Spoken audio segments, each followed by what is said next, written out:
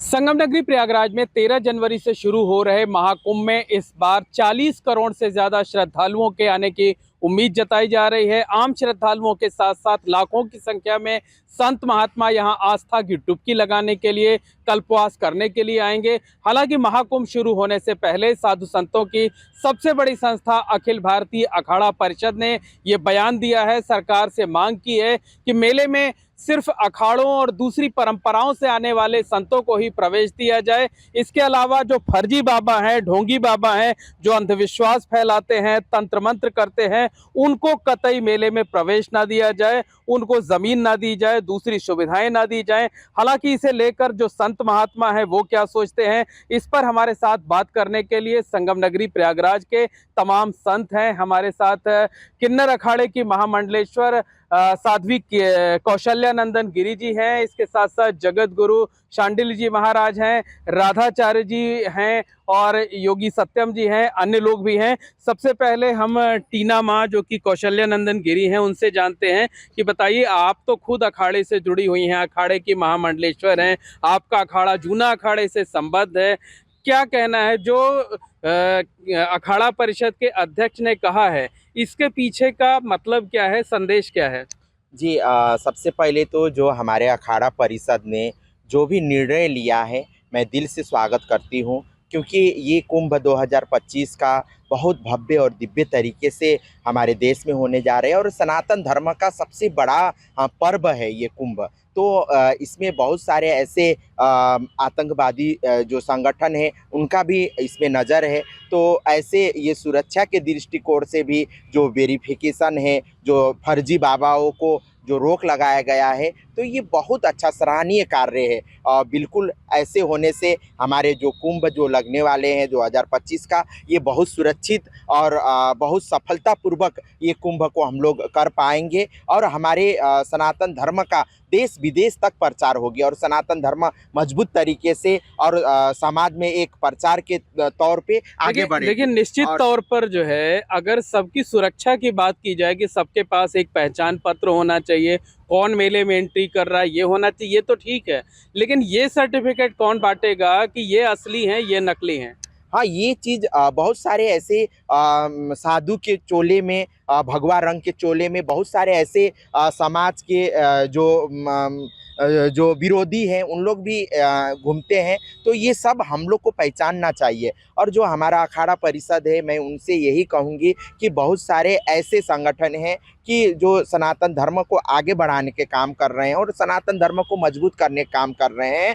जो अखाड़ा परिषद बोल रहा है कि 13 अखाड़े से आगे नहीं होगा और ये 13 अखाड़ा 13 अखाड़े में रहेंगे, तो इसमें मैं थोड़ा सा बोलना चाहूँगी कि जैसे हमारे लोकसभा, जैसे हमारे देश का जनसंख्या जैसे बढ़ते गया और ये देश का डिमांड के हिसाब से हमारे जैसे जिला भी एक जिला से दो दो जिला होते गया और लोकसभा के सीट भी ऐसे बढ़ते गया और अखाड़ा भी ऐसे ही पहले 4 था, फिर 6 हुआ, फिर 10 हुआ, फिर अब जाके 13 हुआ। तो ऐसे ही जो भी हमारे सनातन धर्म को मजबूत करने का काम कर रहे हैं, सनातन धर्म को आगे बढ़ाने के काम कर रहे हैं, उनको मान्यता देना चाहिए अखाड़ा परिषद को, मैं ये कहना चाहती हूँ। और जो भी हमारे एक रास्ता तो ये भी हो सकता है ना कि हम नए नए अखाड़े बनाने के बजाय अखाड़े में जो संतों की संख्या है उसको बढ़ा दें। बहरहाल हमारे साथ राधाचार्य जी हैं, ये बताइए, ये तय कौन करेगा कि ये असली हैं वो नकली हैं?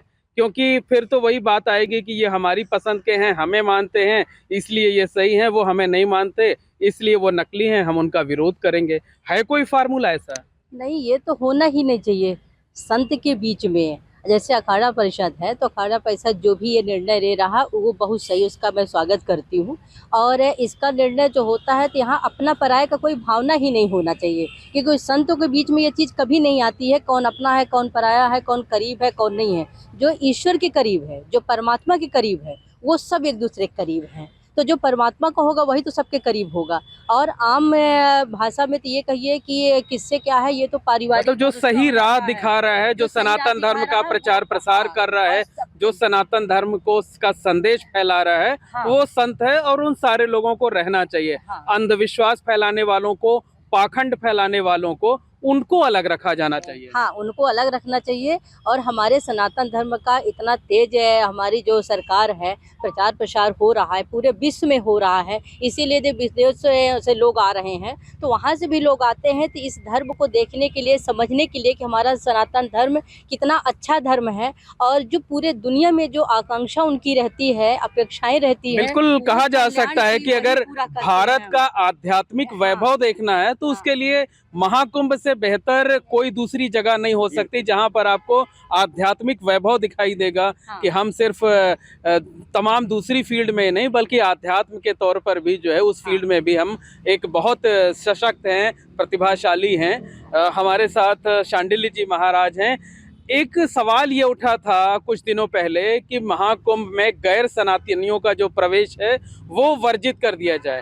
हालांकि तकरीबन महीने भर पहले मुख्यमंत्री योगी आदित्यनाथ जब आए थे तो उन्होंने संत महात्माओं के साथ बैठक में ये कहा था कि महाकुंभ को लेकर कोई नकारात्मक बातें ना की जाए जिससे गलत संदेश जाए।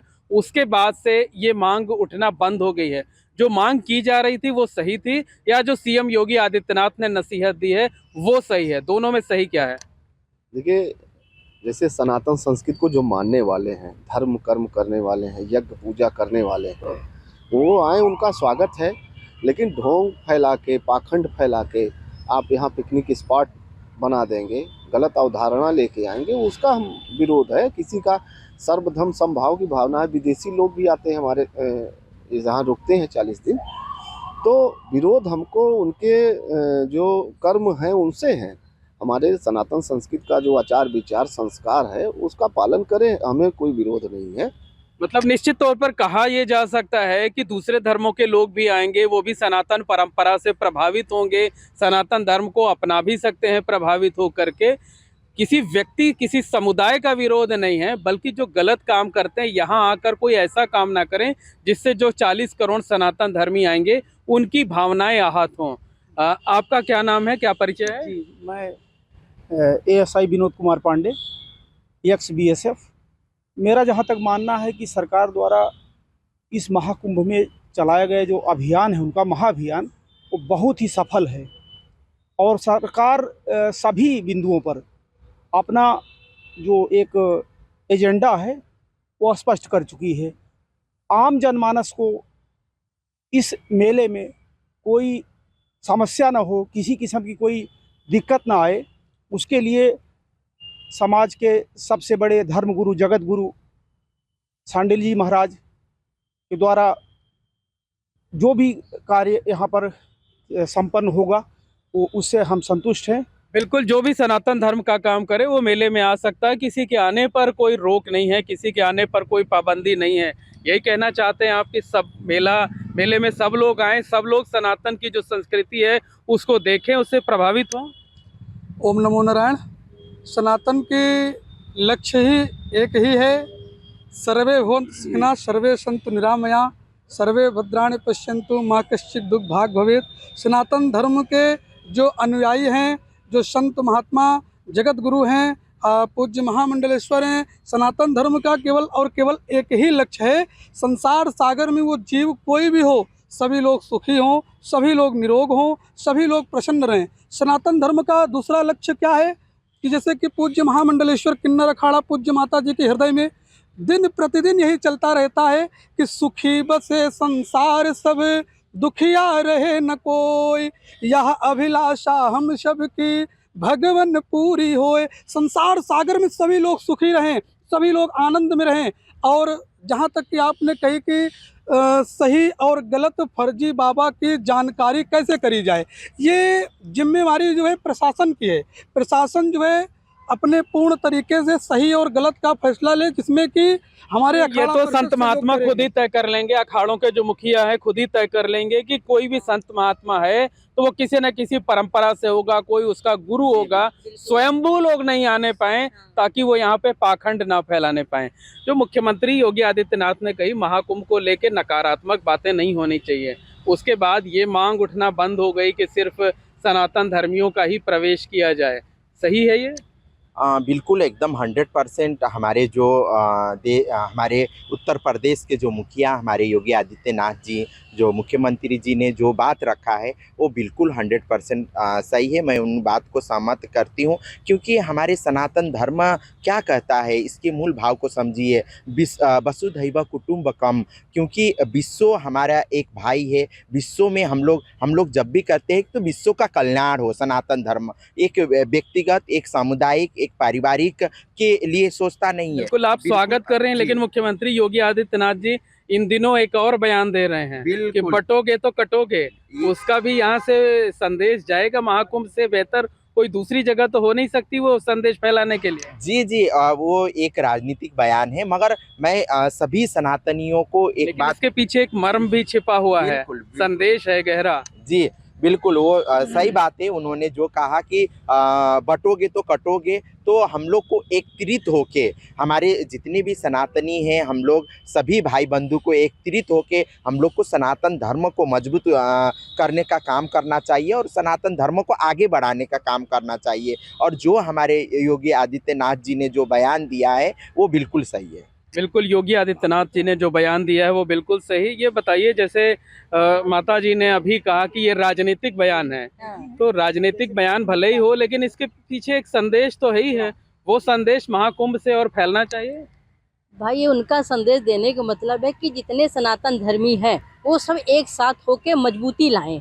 उनका कहने का तात्पर्य ये है। तो ये तो हम सबका ही है कि सब लोग इकट्ठा होके मजबूती से लाएं और महाकुंभ को अच्छे से अच्छा सफल बनाएं। तो संत महात्मा इस संदेश को आगे बढ़वाएंगे महाकुंभ के जरिए। हाँ बिल्कुल बढ़वाएंगे, क्योंकि भाई सब एक होके रहेंगे ना, तो कोई राजनीतिक हम लोग हैं नहीं, हम लोग तो भाई संत हैं। तो हम लोग तो उसको देखेंगे कि संगठन जब बढ़ेगा और इकट्ठा रहेगा तो उसमें मजबूती आएगी, और जब मजबूती आएगी तो महाकुंभ का जो ये आयोजन है वो बहुत अच्छा सफल होगा। तो उसको सफल बनाने के लिए अपने सनातन हैं, तो सनातन धर्म को आगे बढ़ाने के लिए सनातनी को सबको इकट्ठा होना चाहिए और इसको बढ़ाने के लिए सबको एकत्रित होकर शांडिल जी महाराज, आपसे एक अंतिम प्रश्न ये है कि जो वो योगी आदित्यनाथ जी ने कहा बटेंगे तो कटेंगे, अब तो राजनीतिक पार्टियां उसकी काट भी लाई हैं कि साथ रहेंगे तो जीतेंगे।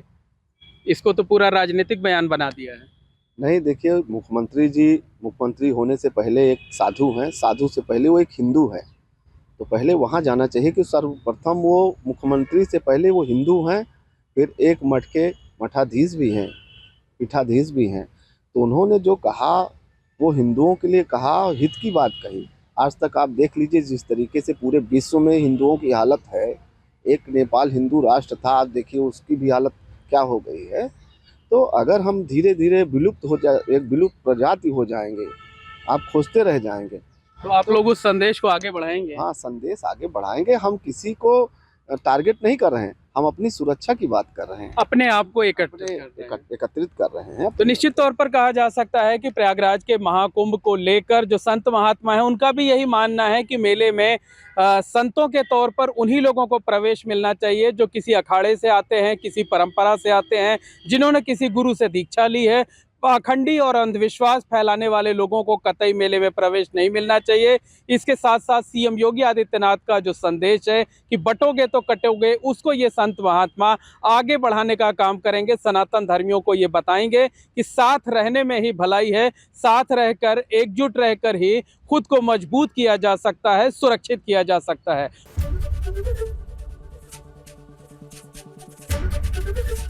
एबीपी गंगा, खबर आपकी, जुबान आपकी।